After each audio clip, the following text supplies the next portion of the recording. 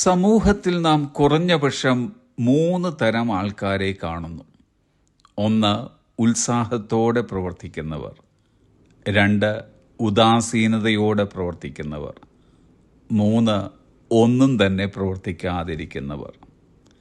ദൈവത്തെ സംബന്ധിച്ചിടത്തോളം ഉദാസീനതയോടെ പ്രവർത്തിക്കുന്നവരെയും ഒന്നും പ്രവർത്തിക്കാതെ ഇരിക്കുന്നവരെയും ഇഷ്ടപ്പെടുന്നില്ല.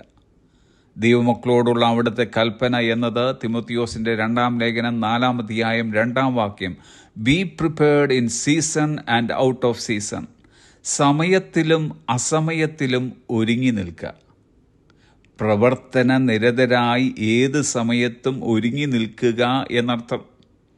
എന്നാൽ നമ്മിൽ പലരുമാകട്ടെ പ്രവർത്തിക്കുവാൻ നമ്മുടേതായ ഒരു സമയം തിരഞ്ഞെടുക്കുന്നു. നമ്മുടെ മൂഡും സാഹചര്യവും കണക്കാക്കിയാണ് നമ്മിൽ പലരും പ്രവർത്തിക്കുവാൻ ഒരുങ്ങുക. ഒന്നുകൂടി എടുത്തു പറഞ്ഞാൽ, നമ്മുടേതായ സീസണിൽ ഒതുങ്ങിക്കൂടുവാൻ ആഗ്രഹിക്കുന്നവരാണ് നമ്മിൽ മിക്ക പേരും. എന്നാൽ ദൈവത്തിൻ്റെ പദ്ധതിയിൽ ഔട്ട് ഓഫ് സീസൺ, അസമയം എന്നൊരു കാലമുണ്ട്. അങ്ങനെയുള്ള ഔട്ട് ഓഫ് സീസണിലും ദൈവം കൽപ്പിക്കുന്നത് പ്രവർത്തിക്കുവാൻ നാം തയ്യാറാകണം.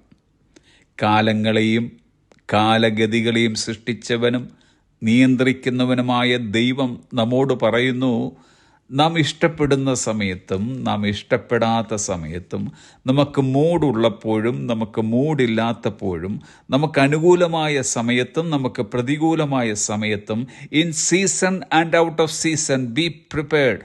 സമയത്തിലും അസമയത്തിലും ഒരുങ്ങി നിൽക്കുക. തെറ്റായ സമയത്താണ് നാം വിത്ത് വിതയ്ക്കുന്നതെങ്കിൽ നമ്മുടെ വിളവെടുപ്പ് നഷ്ടപ്പെടാൻ സാധ്യതയുണ്ട്. ദൈവം നമ്മോട് പറയുന്നു, സമയത്ത് പ്രവർത്തിക്കുവാൻ നാം സന്നദ്ധത കാട്ടിയാൽ നാം ചെയ്യുന്ന ഏത് ചെറിയ പ്രവൃത്തിയെയും മാനിക്കുവാൻ ദൈവം തയ്യാറാണ്. സെഖര്യാവിൻ്റെ പുസ്തകം 4-ാം അധ്യായം 10-ാം വാക്യം, do not despise the small things. അല്പകാര്യങ്ങളെ തുച്ഛീകരിക്കരുത്.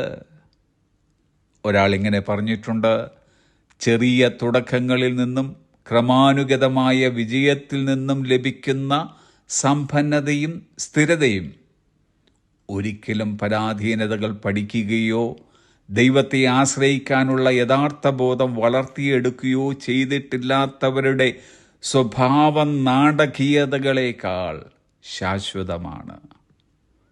So do not despise the small things and be prepared in season and out of season. അതുകൊണ്ട് അല്പകാര്യങ്ങളെ തുച്ഛീകരിക്കരുത്. സമയത്തിലും അസമയത്തിലും ഒരുങ്ങി നിൽക്കുക. Have a blessed day.